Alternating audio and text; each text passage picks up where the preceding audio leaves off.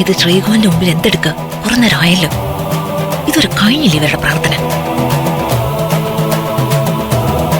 ഇനി എത്ര പ്രാർത്ഥിച്ചിട്ട് ഒരു കാര്യമില്ല. ഇന്നത്തോടെ നിങ്ങളുടെ മോന്റെ ഇടപാട് ഞങ്ങൾ തീർക്കും.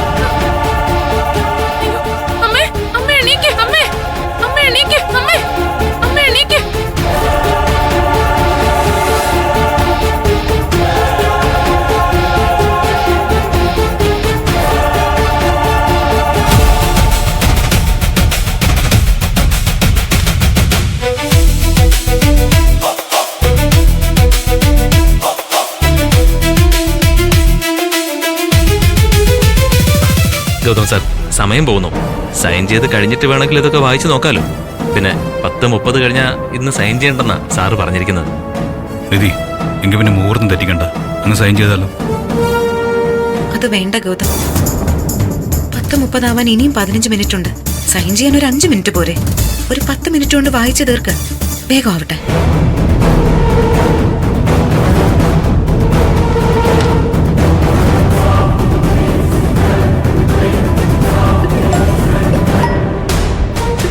ആരാ നിധി? അമ്മയെ വിളിക്കുന്നത്. സർ, ഞാനിതൊന്ന് അറ്റൻഡ് ചെയ്തോട്ടെ. No issue. ഹലോ അമ്മ, എന്തേലും അത്യാവശ്യ കാര്യമാണോ? ഹലോ, ഇതാരാ സംസാരിക്കുന്നത്? നിധിയാണോ? ഹലോ, നിധിയാണല്ലോ സംസാരിക്കുന്നത്. ഇതാരാ? ഇവിടെ ബാലസുബ്രഹ്മണ്യ ക്ഷേത്രത്തിൽ വെച്ച് ഒരു സ്ത്രീ തലകറങ്ങി വീണു. തലകറങ്ങി വീണോ?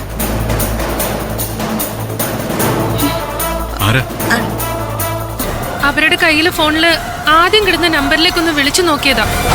ഈ നമ്പറിന്റെ ആളെ അറിയോ നിങ്ങക്ക്? അയ്യോ, അതെന്റെ അമ്മയാ. അമ്മയ്ക്ക് എന്താ പറ്റേ? എന്താ നിധി, അമ്മയ്ക്ക് എന്താ? ഗൗതം, ഇത് വായിക്ക്. ഞാനൊന്ന് കാര്യം വിശദമായിട്ട് ചോദിക്കട്ടെ. ഹലോ, നിങ്ങൾ പറഞ്ഞത് എനിക്ക് ശരിക്കും അങ്ങോട്ട് മനസ്സിലായില്ല. ഇതിലിപ്പോ കൂടുതൽ മനസ്സിലാക്കാനൊന്നുമില്ല. ഞാനിപ്പോ അങ്ങോട്ട് വിളിച്ച നമ്പറിലെ സ്ത്രീയെ നിങ്ങൾക്ക് അറിയാമെങ്കിൽ അവരിപ്പോ സുബ്രഹ്മണ്യ ക്ഷേത്രത്തില് ബോധം കെട്ട് കിടക്കുക. നിങ്ങൾക്ക് അറിയാവുന്ന ആളാണെങ്കിൽ ഒന്നിങ്ങോട്ട് വാ. ഈ നമ്പർ എന്റെ ഹസ്ബൻഡിന്റെ അമ്മയുടേതാ. ആ ശരി ശരി, ഞാനേ ഒന്ന് വീഡിയോ കോൾ ചെയ്യാം. ആളെ ഒന്ന് കൺഫേം ചെയ്യാൻ വേണ്ടിട്ടാ. ആ ശരി. അവൾ എന്താ പറഞ്ഞത്? വീഡിയോ കോൾ ചെയ്ത് ആളെ ഒന്ന് കൺഫേം ചെയ്യണമെന്ന്. മാഡം ഒന്ന് മാറി നിന്നു. ആ ശരി. ഹലോ. സാർ സമയം പോവാ. മുഹൂർത്തം കഴിഞ്ഞ ഇന്ന് പിന്നെ ഒരു കാര്യവും നടക്കില്ല.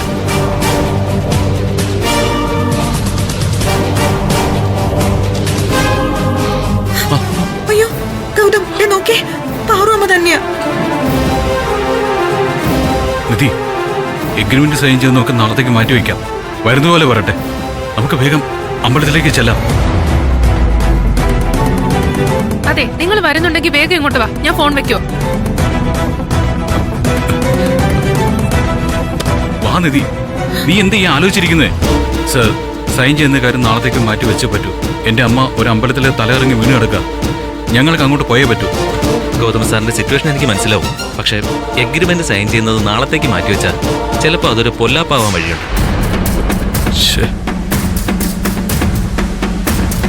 സാറേ, ആ ജ്യോതിർമയി സ്റ്റേ വാങ്ങിക്കുമെന്ന് പറഞ്ഞാ പോയിരിക്കുന്നത്. എന്തെങ്കിലും ഏടാകൂടങ്ങൾ ഒപ്പിച്ചോണ്ട് വന്നാൽ എല്ലാ കാര്യങ്ങളും മുടങ്ങും. മുടങ്ങുന്നെങ്കിൽ മുടങ്ങട്ടെ. നിധി, നീ വന്നേ, നമുക്കിറങ്ങാം. ഗൗതം പ്ലീസ്, ഇപ്പോഴത്തെ സിറ്റുവേഷനിൽ ബുദ്ധിപൂർവ്വം ആലോചിക്കണം. നമ്മൾ കൊടുക്കുന്ന ഒരു ദിവസത്തെ സാവകാശം പോലും പ്രണവും ജ്യോതിർമയും കൃത്യമായി ഉപയോഗിക്കും. അതൊക്കെ നമുക്ക് വഴിയെ നോക്കാം നിധി. സാറ് വിചാരിക്കുന്നത് പോലെ എളുപ്പമായിരിക്കില്ല കാര്യങ്ങൾ. ഹൈടെക് സിറ്റിയെ സംബന്ധിച്ചിടത്തോളം എഗ്രിമെന്റ് ചെയ്യാത്ത പ്രോജക്റ്റാണിത്. ഏത് സമയവും ടെൻഡർ ക്യാൻസൽ ചെയ്ത് അടുത്തയാളിന് ടെൻഡർ കൊടുത്തെന്നിരിക്കും. ഇനി 5 മിനിറ്റേ ഉള്ളൂ. തീരുമാനം നിങ്ങളുടേതാ. കൈവിട്ട് കളഞ്ഞ പിന്നെ എനിക്ക് സഹായിക്കാൻ പറ്റില്ല.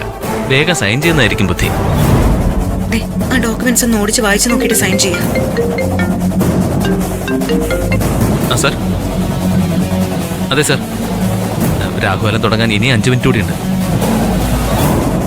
ആ ഗൗതം സൈൻ ചെയ്ത് കഴിഞ്ഞു. No issues. ശരി സാർ. ഇനിയിപ്പോൾ ഡോക്യുമെന്റ്സ് വായിച്ചും പഠിച്ചിരിക്കാനൊന്നും സമയമില്ല.